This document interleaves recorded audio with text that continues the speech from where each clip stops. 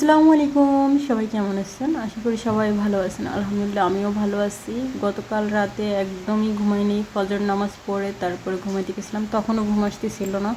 তারপরেও ভাবলাম যে একটু ঘুমাই নেই, নয়তো অসুস্থ হয়ে যাব। আর যখন উঠছি তখন দিনের 12টা বাজে, একদম পাক্কা 12টা বাজে। তো ছেলে আমার আগেই পরোটার নাস্তা এনে রাখছিল, চা ঠান্ডা হয়ে গেছিলো।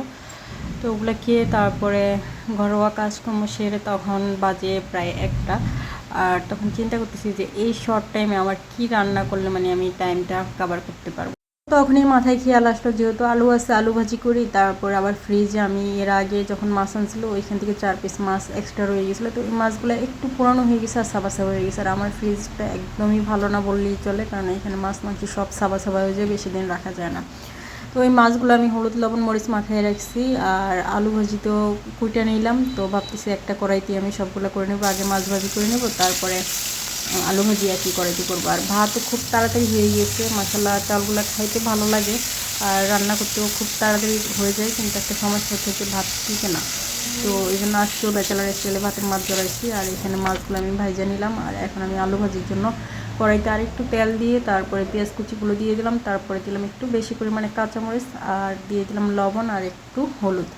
এগুলো দিয়ে একটু হালকা মানে কাঁচা গন্ধটা সরাই ফেলবো। তারপরে আমি আলু ভাজিগুলো দিয়ে দেবো, দিয়ে একটু ভালোভাবে কষাবো। আর আজকের আলু ভাজিটা আরও বেশি বেটার মজা হইতো, সেটা যদি মাত্র শুধুমাত্র আমি তেলের উপরে ভাজি করতাম। কিন্তু আমার কাছে যেহেতু সময় কম, একটু তাড়াতাড়ি রান্না করতে হবে, সেই কারণে আমি এখানে একটু পানিও দিছি সিদ্ধ করার জন্য। আর যদি একটু সময় নিয়ে আমি এটা শুধু তেলের উপরে ভাজতাম একদম লো মিডিয়াম আছে, তাহলে এটা আরও বেশি মজা হইতো।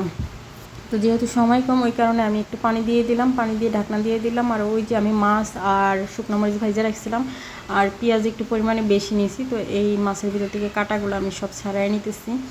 আর একটু গরম মানে ফ্যান ছেড়ে দিছি যাতে একটু তাড়াতাড়ি ঠান্ডা হয়ে যায়, কিন্তু তারপরেও হাতে ধরতে একটু কষ্ট হইতেছে। তো আমি মাঝখান থেকে মেন যে কাঁটা ওটাও সরাই ফেলতেছি, তারপরে যে বড় বড় কাঁটা ওগুলো সরাই ফেলতেছি। আর আমি প্রায় এই ধরনের মাছ ভর্তা করে থাকি। আর এই যে মাছ ভর্তার রেসিপিটা, এটা আমার শাশুড়ির। আর এই যে এরকম করে না টাকি মাছের ভর্তাটা আরও বেশি মজা হয়, হাতে ডলে ভর্তা যেটা করে ওইটা। তারপর পাটায় বেটেটাও আরও বেশি মজা হয়। আর আমি যেহেতু পাটায় বাটতে পারি না, ওই কারণে হাতে ডলা মাছের ভর্তাটাই বেশি খাইতে পছন্দ করি। আর এটার সাথে যদি আপনারা সিম বা আলু মিক্স করেন ওইটাও আর রকমের স্বাদ হবে।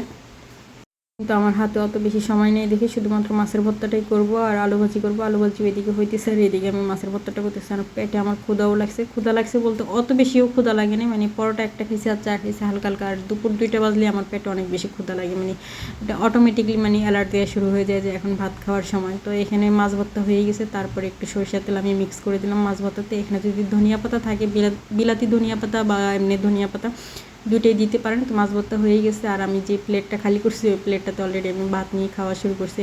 এখানে আলু ভাজিটাও হয়ে গেছে, তো হালকা পাতলা একটু নাড়াচাড়া দিয়ে রেডি করে নিচ্ছি। তো আল্লাহ হাফেজ বন্ধুরা, সবাই ভালো থাকবেন সুস্থ থাকবেন সেই দোয়া রইল।